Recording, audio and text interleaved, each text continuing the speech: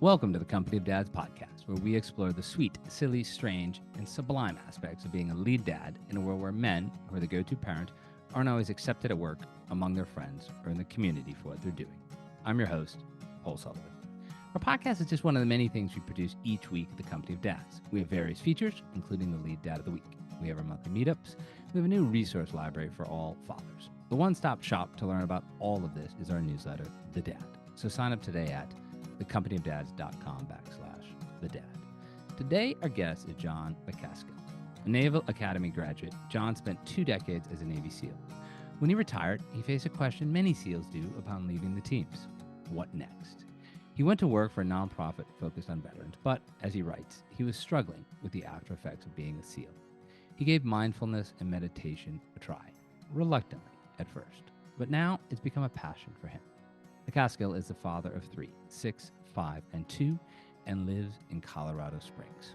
Welcome, Jon, to the Company of Dads podcast. Oh, great to be here. I was actually just talking with my podcast co-host about you guys this weekend, so I'm excited to be here. That's good. That's good. You know, I got to start off with the obvious elephant in the room here. You live in Colorado Springs. Do you know that that's where the Air Force Academy is?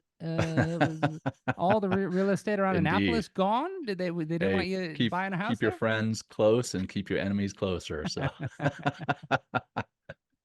all right, just had to verify that. You know, we've had some of your SEAL brethren on in the past. Jimmy May on the podcast. We featured Clint Bruce as a lead dad of the week. Years ago, when I was still at the New York Times, one of your fellow SEALs got me onto the base at Coronado Island. Perhaps we did not have full approval for me to be there.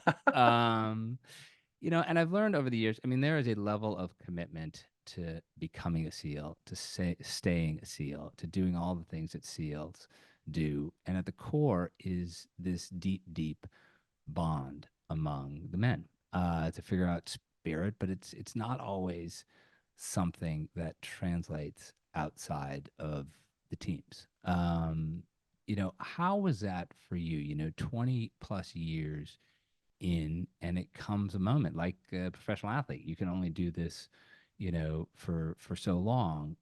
What was that moment like for you when you decided to leave the teams? Yeah, well, I decided to leave the teams actually before I transitioned out of the military. I'll try to keep this long story pretty short, but my now 6-year-old daughter, when she was very young, she had a massive tumor on her liver, and she had to have a pretty significant surgery done. And at that point, and obviously being that she's now 6, that the surgery was successful. Yeah. But at that point, I realized that I wanted to shift my priorities. My priorities had been the military, number 1, 2, and 3, and somewhere down the line, family was there.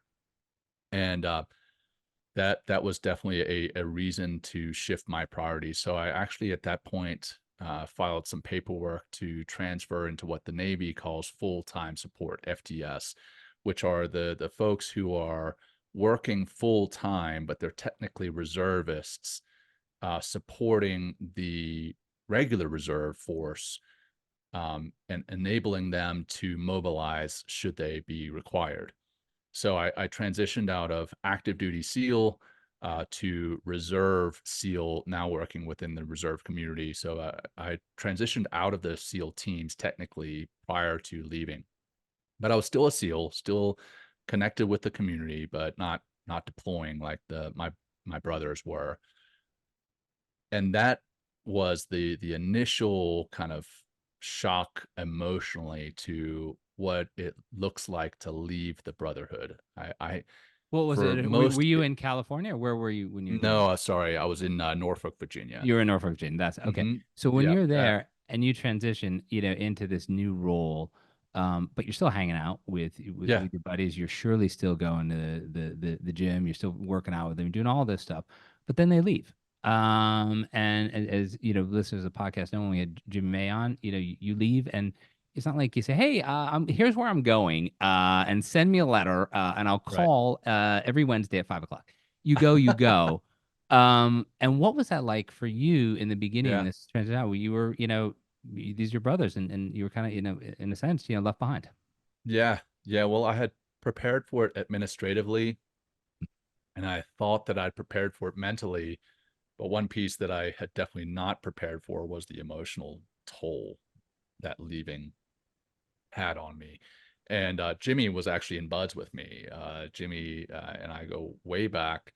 I ended up rolling to the next class, but he and I initially started buds training together. That guy's he is a force to be reckoned with. Anyhow, He's a legend. so yeah, he is. So I struggled with the emotional toll, and what I mean by that is the special the special operations community is like this bullet train compared to the conventional force. They do what they do very well, but they're a slower moving train, if you Yeah. will. And I please don't take that as No, for no, your I know what you're listeners who saying. may Yeah. be conventional forces. Please don't take that. You guys do what you do very well. We do what we do very well. And so if you look at it, the special operations community is like this bullet train that you're on, and you're moving along super fast. And then when it's time to get off, you get off that train and you turn around and that train is gone because it's Yeah. moving so fast. And there's a big question like, whoa, wasn't there supposed to be some time of celebrating who I was and what I did within that community? And there's really not a whole lot of time for that. It just keeps on moving. So there's kind of this sense of abandonment by the special operations community. Like I felt abandoned. But at the same time, the flip side of that same coin is I knew that train was moving. I knew it was continuing to do what it needed to do. Yeah. And my brothers and sisters on that train were still putting themselves in harm's way. And here I was now going to sit behind a desk and, go to Starbucks in the morning and order my coffee a certain way. And I felt that I had abandoned them. So I felt abandoned, and I felt that I had abandoned them. And that was an emotional toll that I wasn't ready for, and it took me some time to work through, to process. So that's what that did to me. That story of yours reminds me of an old friend of mine, Admiral Straw. He ran defense logistics, and when he was done, top admiral in the Navy, when he was done, he went and got a job at SD Lauder and increased his salary 15 times and was running logistics. And he was like, I didn't even know this world existed, but there was a sort of glide path for an admiral like that who had done logistics in the Navy, then done logistics for all the armed services to go out.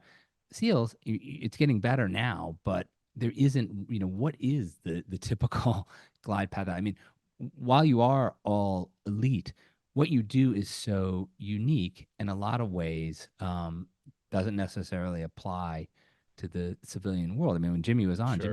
Jimmy's been divorced twice, and he's now really kind of reconnecting with his kids. There's so much strain and there's so much devotion to SEALs. What is that, glide path to help you guys go into something else? Or what was it like, at least in Yeah. your instance? Yeah, we're definitely getting better, and I joke about this all the time. Similar, my wife was Navy, and she was an orthopedic physician assistant in the Navy. And guess what she does now outside of the Navy? She's an orthopedic Orthopedic. physician assistant. So that transition for her looked completely different than my transition looked. Um, but I mean, John, the let's be honest. Like you've got three young kids. It's probably best if you don't jump out of a helicopter to deliver them to daycare every day. I think that might scare. It'd be kind of fun at first, but all like the dust right. that it throws up, that wouldn't be so good for all the other kids. Right.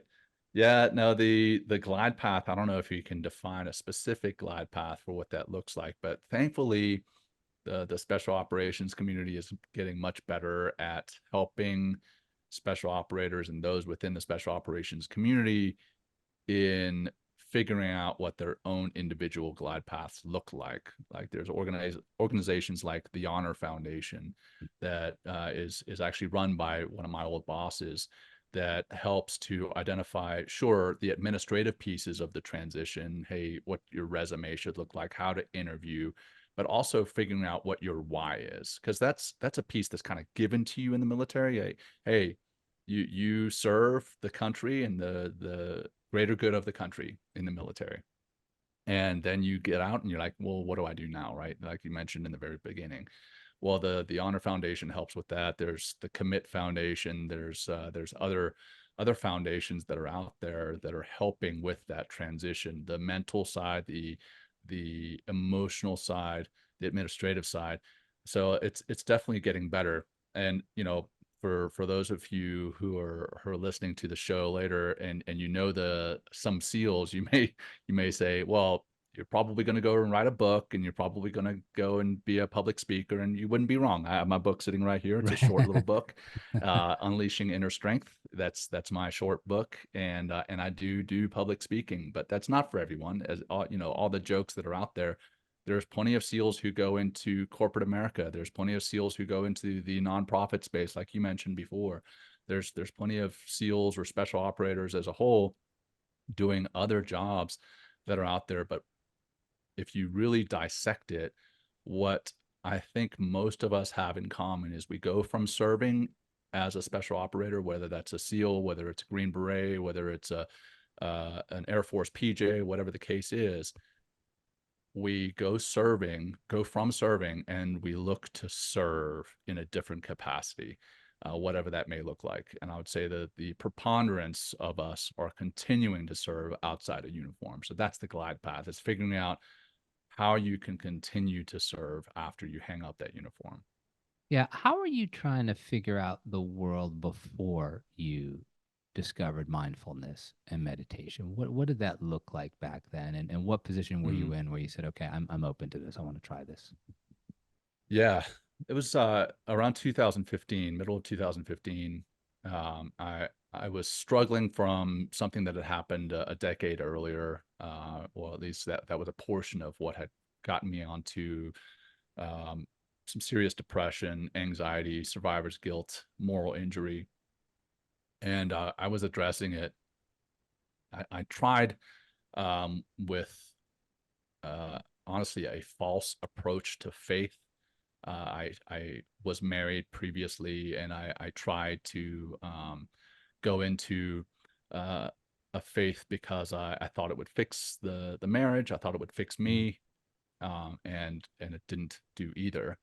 Then I tried to address it with prescription medication, and I tried to address it with alcohol, and they numbed me. They numbed me to the pain, but it also numbed any sense of joy or any sense of drive or any sense of fulfillment. And I got to a very dark spot in my life. And in 2015, I went and sought some additional counseling. And this one counselor sat across the table from me, and he says, "Hey, I want you to try mindfulness and meditation." He slides this pamphlet over that, talks about what that is. And I've told this story a few times, and this is what I talk about. So this part sounds rehearsed, Yeah. but I laughed in his face, and I was like, "Hey, man, I didn't come here to hear about this hippy dippy woo woo meditation stuff. I'm looking for medication with a Right. C, not meditation with a T."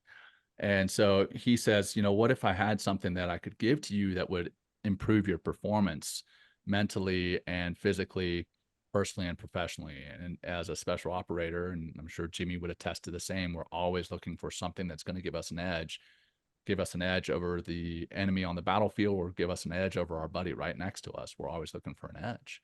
And so now he's sold this meditation to me as this performance enhancement. So the next day, I sit down as a type A personality, and I think to myself, I'm going to crush this meditation. And I downloaded an hour-long meditation, I'm and going I to be the sat most down. Yeah, meditating guy exactly. in America right I'm going to now. meditate so hard. And yeah, the that meditation lasted about, I don't know, 25 seconds, and my mind was on everything except that meditation, and I was frustrated, and I get up and I go to the doc the next week, and I'm like, "Hey, man, that meditation stuff is not for me after all. What else you got?" And he asked me what I did, and I tell him what I just told you. Yeah.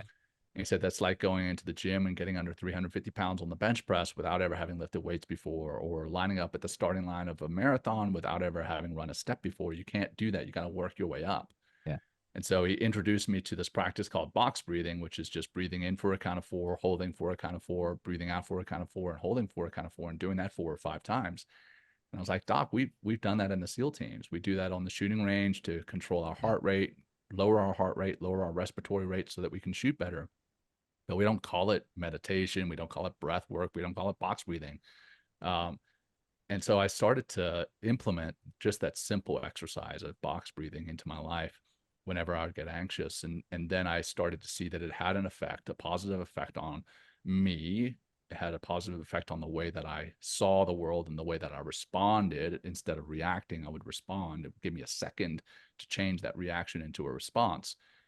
And then I started to think, you know what, if this works, maybe I should give full-blown meditation a chance again. And I started, with a 10-minute meditation, and then worked my way up to 15 and so on.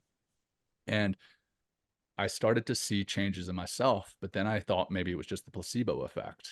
And then Right. I had Sure. a guy come up to me at work, and he put his arm around me. He's like, "Hey, John, I got to talk to you." And he pulls me aside. He's like, "What are you taking?"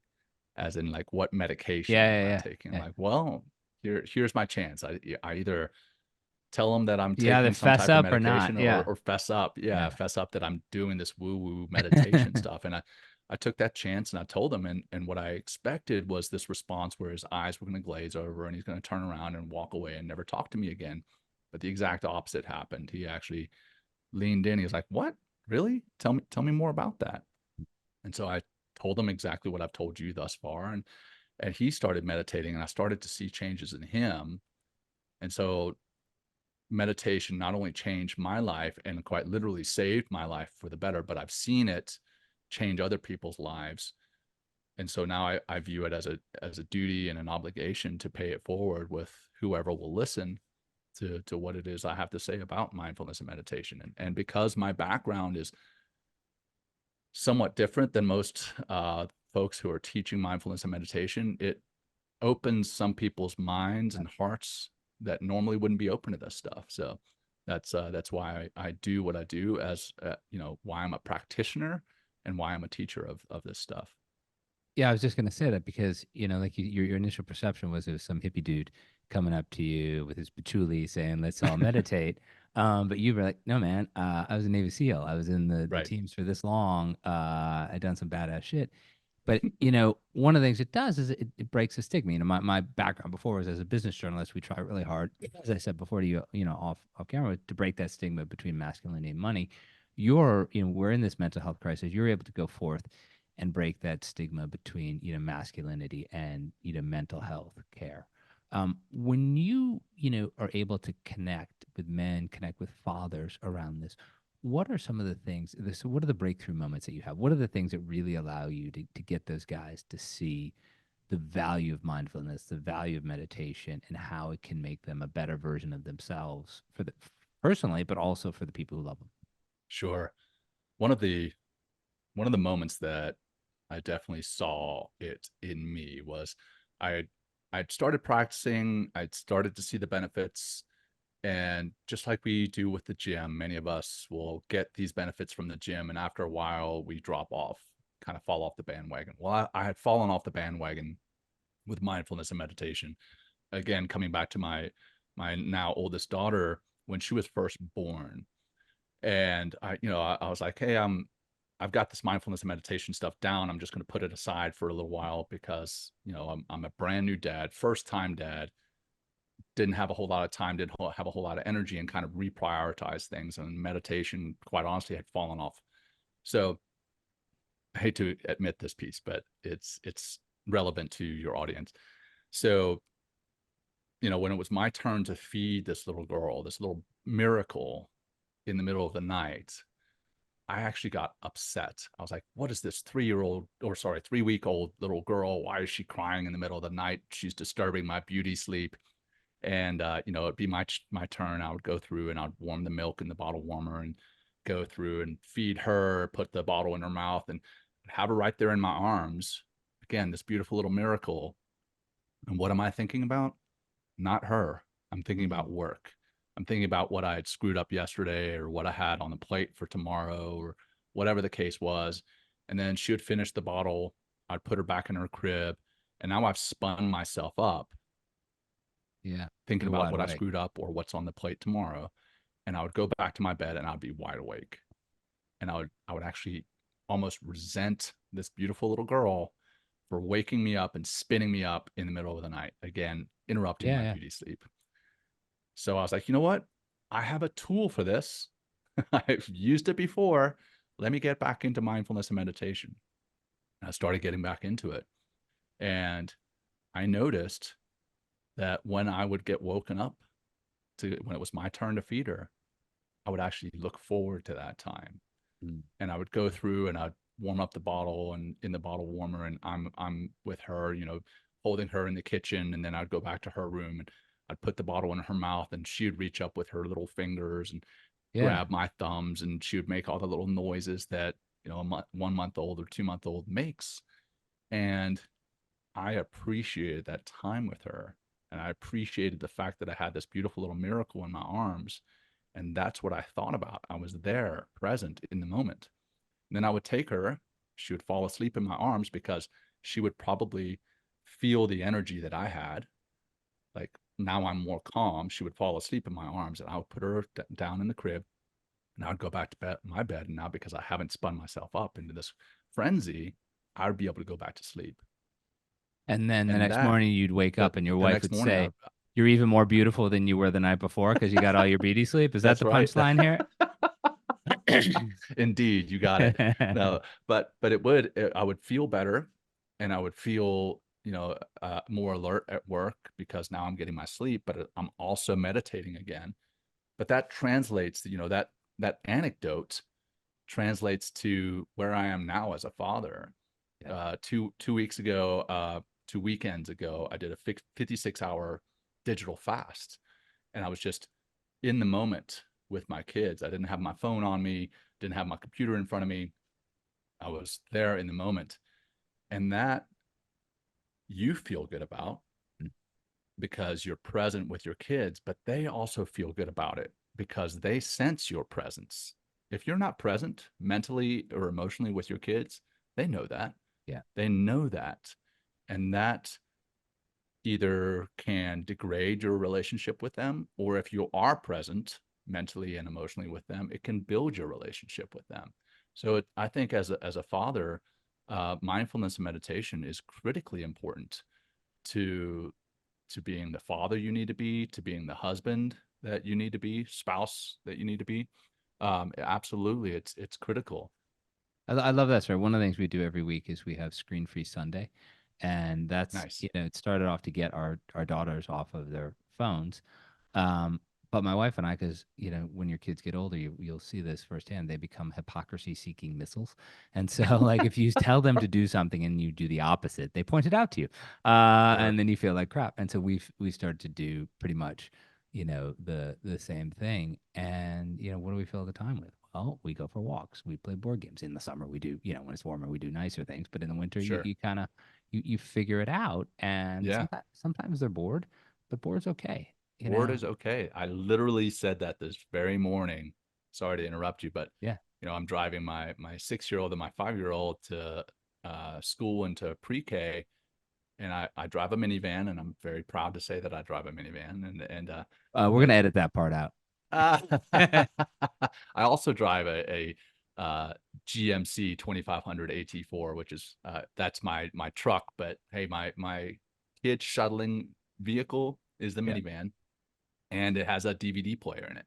yeah, It's like 20 minutes from. I live on a farm outside of Colorado Springs, and I drive them into school, and they're like, "Hey, can we watch a movie?" I'm like, "No, you yeah, can't. We're just gonna be in the moment." And they're like, "But I'm bored." I'm like, "It's okay to be bored." And after a little while, then my daughter and my son start talking, and then they started playing I Spy on the drive. I'm like, "There you go. See, yep, you yep. don't have to have a screen on all the time." No, they figure it out. They fill the time. Yeah. Yeah. When men talking mindfulness, it says it all, right there. But when you're really working to connect with fathers, to connect with other men, and if they're coming to you, they need you. They're you're not recruiting them. There's no draft. They're coming to you because they want to be there. What is the most common level or layer of initial resistance that you face? Yeah, I mean, it's the stigma that surrounds the word mindfulness. Mindfulness is this, it's just perceived as this hippy dippy woo woo stuff that is very mystic Yeah. and doesn't have any science or data behind it. And there seems, at least among men, there seems to be this perception that it's weak, and it's not at all. It takes a lot of time and dedication and discipline to sit down and practice some level of mindfulness, whether that's, a meditation, a formal meditation, or a mindful meal, or even a mindful conversation like we're having right now. We're in the moment. I'm not on my phone or texting or on my computer aside, opening up all the different windows behind our conversation. I've got you on my screen and you only. And that's all I'm focused on. That's a mindfulness practice in and of itself. And that takes discipline and strength to practice. And as you practice, you develop more discipline and more strength. And there is data and science and physiology behind it. It's Yeah. not just this mysticism that somebody's talking about to you. It is actually, there's something to it. And I personally, I needed to understand that too, which is one of the reasons I got more into mindfulness and meditation, is when I started to dig into the science behind it and I understood what was happening. Then I started to think, oh yeah, it's just like the gym. It's like we're using a muscle and strengthening a muscle, and that's the focus muscle. And as you start to strengthen that focus muscle per se, then you start to be more present in the moment throughout your day, throughout your life, and with the people that you love the most.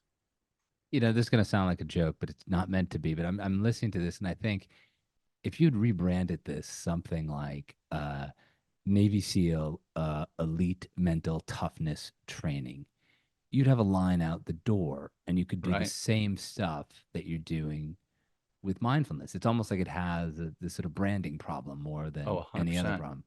The the Navy at their boot camp, they do mindfulness training. They've started doing it, and it's not called mindfulness. It's called warrior toughness. See, And, that's a and way better brand for men. You're yeah, like, oh, 100%. And what's funny is it was can I do partially that for my lazy boy as a dad? Can I like put the lazy boy back and do right, warrior toughness? warrior Yeah. toughness. Yeah, it was partially created by a friend of mine, a teammate of mine, who I'm actually having a conversation with later today, Steve Drum.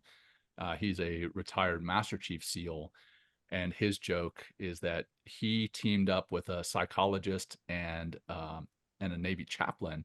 And the joke is, what happens when a Navy SEAL, a psychologist, and a chaplain walk into a bar? The Warrior Toughness Program is created. Pretty good joke. Um, Jon Macaskill, thank you for being my guest today on the Company of Dads podcast. One final question for you. Whenever we can, we like to leave listeners with, a couple actionable nuggets, for the dads, for the fathers, for the men who are listening to this. And they're like, okay, this may be for me, maybe not. If you could tell them, one, two, three things that might put them over the top and convince them that giving mindfulness as a man is a thing that they should try. What would those one, two, or three things be? Yeah, I think I'll tell them one. And that one thing is, you are not alone in your struggle. Like, every parent feels that they are the only parent who is having struggle X, Y, or Z. And they start to beat themselves up and start to tell themselves these negative narratives, negative stories, and it's just a downward spiral. Well, mindfulness and meditation can be very helpful in putting a stop to those negative stories that we tell ourselves, and realizing that you are a human being and you are doing the best that you can. And these struggles that you're in, you're not alone. You look to the left and right and you see fathers and mothers who are also struggling. And as you start to practice mindfulness and meditation, I feel that it actually bonds us together and allows us to see ourselves in a different light. So that's my one little nugget for you. Perfect way to end. Thank you again, Jon, for being my guest today on the Company of Dads podcast. Thank you, Paul. Thank you for listening to the Company of Dads podcast. I also want to thank the people who make this podcast and everything else that we do at the Company of Dads possible. Helder Mira, who is our audio producer. Lindsay Decker, who handles all of our social media. Terry Brennan, who's helping us with the newsletter and audience acquisition. Emily Servin, who is our web maestro. And of course, Evan Roosevelt, who is working side by side with me in many of the things that we do here at the Company of Dads. It's a great team, and we're just trying to bring you the best in fatherhood. Remember, the one-stop shop for everything is our newsletter, The Dad. Sign up at thecompanyofdads.com/thedad. Thank you again for listening.